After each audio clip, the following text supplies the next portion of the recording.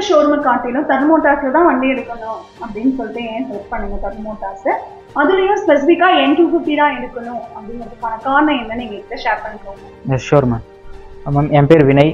நான் வந்து ID services company வச்சுருக்கேன். வண்டி வாங்கணும்னு ஒரு ஐடியா வந்துச்சு. இன்ஸ்டாகிராம் பார்க்க போனால் தருண் மோட்டார்ஸ் இருந்தாங்க. புதுசாக N250 ஒரு பைக் லான்ச் ஆகிருக்குன்னு சொல்லிட்டு ஒரு அப்டேட் விட்டுருந்தாங்க.